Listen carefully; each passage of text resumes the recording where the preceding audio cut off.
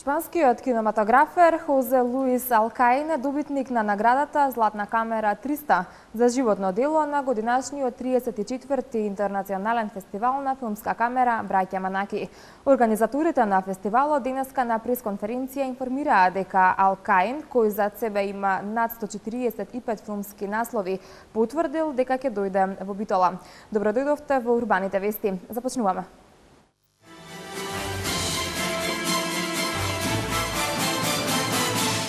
Латиновски и Ристовски на увид во новото училиште во Бутел. Газибаба го спроведува проектот Цвеќето и зеленилото во нашата општина. Црвениот крст и спортскиот центар Борис Трајковски склучија договор. 34 лиценцирани спасувачи ќе бидат ангажирани во аквапаркот. Спорт. Леброн Джеймс и Серена Вилијамс прогласени за најдобри спортисти.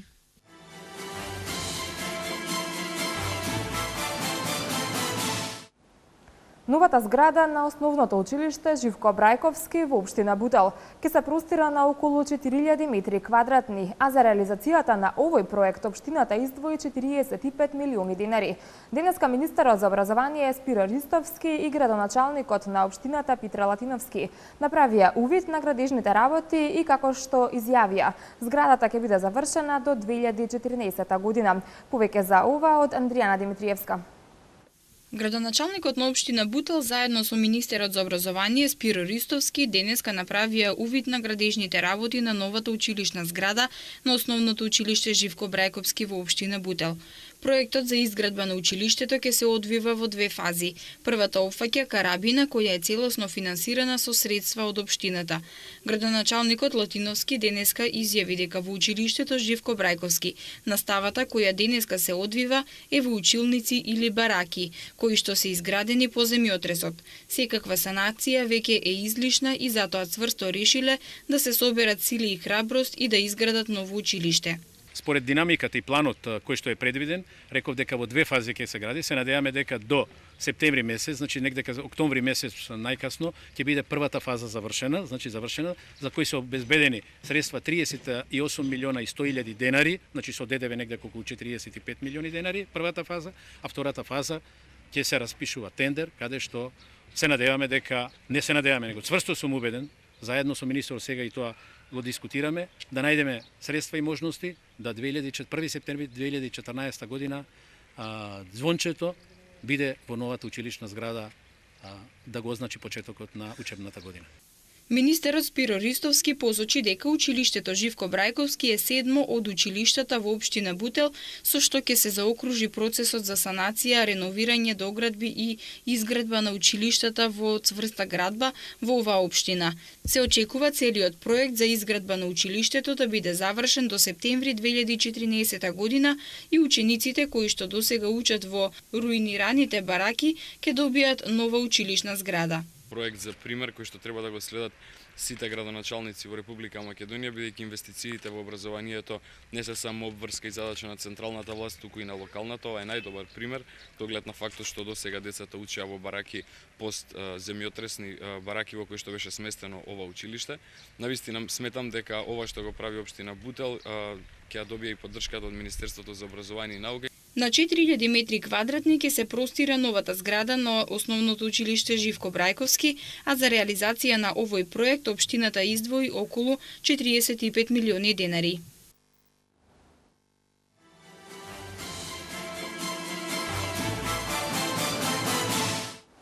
Од 4-годишната програма на општина Аеродром се реализирани или се во тек на реализација една половина од проектите за само 100 дена. Тоа е доказ дека општина Аеродром забрзано работи на подобрувањето на условите за живење на граѓаните, изјави градоначалникот Ивица Куневски на денешното презентирање на резултатите од работењето на општината во изминатите 100 дена. Тој додаде дека општина Аеродром во соработка со Советот ќе продолжи со реализација на капиталните проекти во насока кон подобрување на условите за живот на граѓаните, а со цел општина Аеродром да го задржи епитетот најпосакувано место за живење како и место кое нуди најдобри услови за инвестирање. Председателот на Советот на општина Аеродром Виктор Камиловски изјави дека Советот во изминатите 100 дена има одржано 7 седници на кои се донесени над 120 одлуки. Меѓу позначајните Најзначајните, како што посочи Камиловски, се одлуките за различни инфраструктурни проекти, одлуките за донесување и изготвување на детални урбанистички планови, одлуки за поддршка на спортскиот живот во општината, како и други одлуки со кои ќе се подобрат условите за живење во општина Аеродром. Меѓу најзначајните проекти кои општина Аеродром почна да ги реализира изминатите 100 дена се хортикултурно и партерно уредување на паркот Бановина, изградба на спортскиот центар Јане Сандански, реконструкција на пешачката патека Тоше Проески, реконструкција на локалниот пат Горно Долно Лисиче, поставување тротоари и ново осветлување на повеќе улици во Горно и Долно Лисиче, реконструкција на спортските сали во основните училишта Љубен Лапе, Ѓоргија Пулевски, Блаже Коневски, браќа Миладиновци, Димитар Македонски и Лазо Ангеловски, реконструкција и тековно одржување на детските и на спортските игралишта. Градоначалникот Коневски нагласи дека општината започнала со реализација и на проекти кои се надвор од програмата, како што се реконструкција на водоводна мрежа и санитарни јазли во основното училиште Блаже Коневски, уредување на дворот на градинката Сонце, реконструкција на улицата Ангел Димовски, како и проектот Културно лето Аеродром се смее. Општина Газибаба во соработка со организацијата на Жени Газибаба по 6-ти пат го спроведе проектот Цвеќето и зеленилото во нашата општина. Оваа година проектот се реализираше преку разубавување и озеленување на и околу стамбената зграда на улицата Антон Попов во населбата Ченто. Ивана Митковска во продолжение.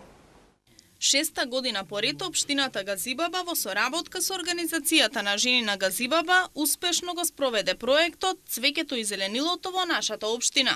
Присутни на промоцијата беа дел од општинската администрација и градоначалникот на општината Газибаба Тони Трајковски, кој изрази задоволство од успешната реализација на проектот.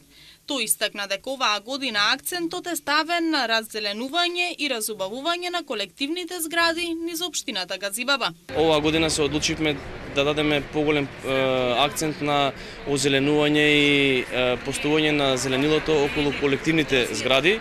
Затоа како проект го реализиравме токму овдека во населбата Ченто, во една зграда која што е на влезот на градот Скопје и во влезот на градот на општина Газибаба. Дадовме заеднички ангажман со организацијата на Жени, со жителите до оваа зграда, со поставување на цвеќе на балконите и оставување на цвеќе во дворното место на зградата. Со ова сакаме да упатиме апел до сите наши жители во општина Газибаба активно да се вклучат во проектот што од година во година ние се повеќе го реализираме со зголемување на зелени површини на нашата територија, со поставување на цвеќиња, затоа што само така можеме заеднички да придонесеме за една поубава, почиста животна средина и една поубава околина. Активно учество во реализацијата на овој проект годинава имаа и станарите од зградата и жителите кои домуваат во близина на истата, преку засадување на цвеќиња на нивните балкони. Председателката на организацијата на Жени на Газибаба Ленче Јовановска истакна дека целта на овој проект е поголемо вклучување на граѓаните во озеленување и разубавување на просторот. Се очекува проектот да продолжи да се реализира и во наредните години. Целта и идејата на проектот е да се анимираат граѓаните, да се вложат, да направат средината во која што живеат, да биде подобра, поубава за самите себе. Значи, не да очекуваат секогаш некој да направи нешто, туку секој за себе.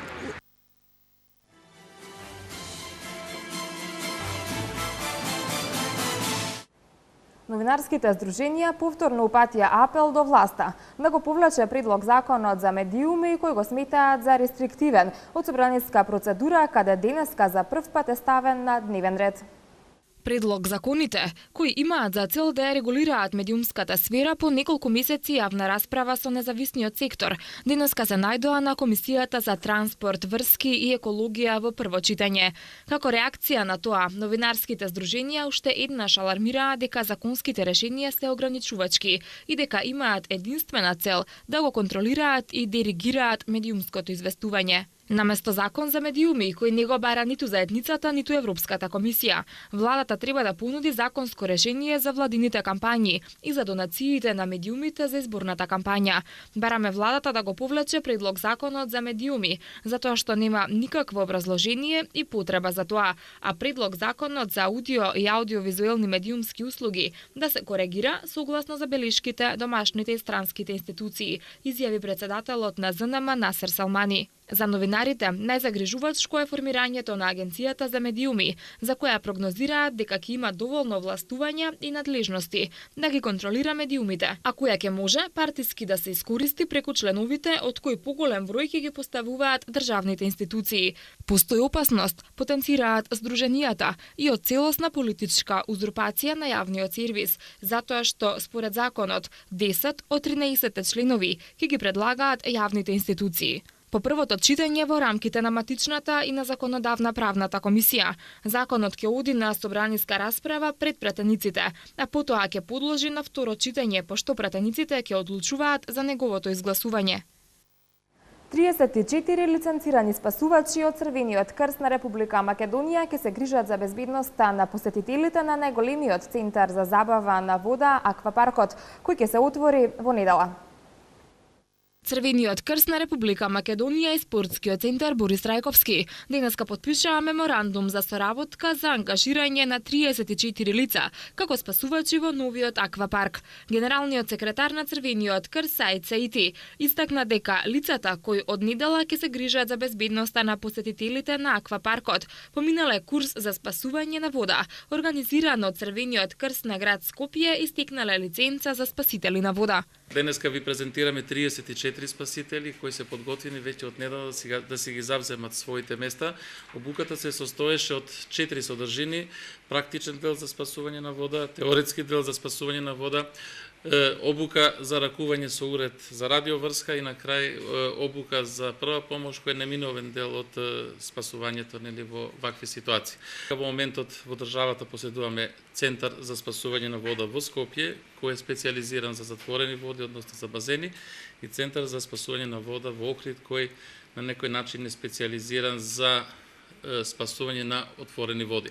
Директорот на спортскиот центар Борис Трајковски, Радко Капушевски, потенцираше дека во аквапаркот безбедноста ќе биде на прво место, а ќе се ангажира дополнително уште едно лице спасувач на вода, со што со број од 35 спасувачи ќе бидат задоволени сите критериуми за безбедност, а со тоа ќе се намали и опасноста од несакани последици предизвикани од лудориите на вода. Приоритет ќе биде да се грижиме за протокот на луѓе и да водиме дисциплината во самиот објект, за да превенираме било каква несакана случка, а се надевам дека нема да дојде до тоа. Моментално составот тука е од 34, уште еден ќе биде надополнет и ќе биде превземен од матка.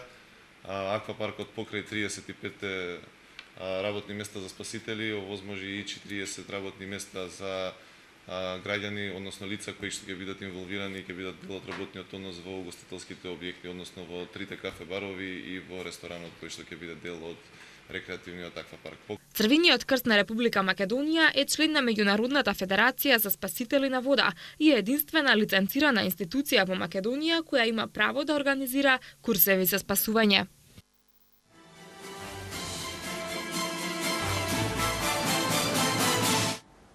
Македонски железници ќе го обнови возниот парк со нови вагони, со што се очекува зголемување на превозот на патници и стоки.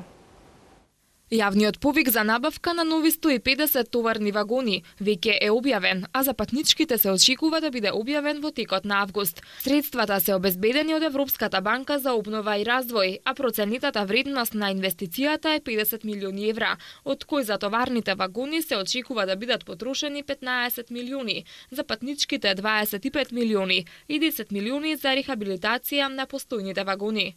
До 10 септември треба да бидат доставени понудите за товарните вагони, пошто ќе следува периодот на евалуација и подпишување на договорот до крајот на годината, а новите товарни вагони се очекува да бидат доставени во текот на следната година. Со ваквиот чекор Македонски железници и транспорт ќе го зголеми возниот парк и ќе зголеми можноста за превоз на поголеми количини стока, истакна министерот за транспорт и врски Милијана Киевски на денешната пресконференција. Во првиот квартал од годинава, во споредба со истиот период минатата година, забележано е мало зголемување на превозот на стока и патници во железничкиот сообраќај. Димитри Риболовиев продолжува со мисијата да создаде Dream Team од клубот Монако, па го сака и Hulk во своите редови. Леброн Джеймс и Серена Вилијамс прогласени за најдобри спортисти. Следува спорти околу спортот, но при тоа рекламите.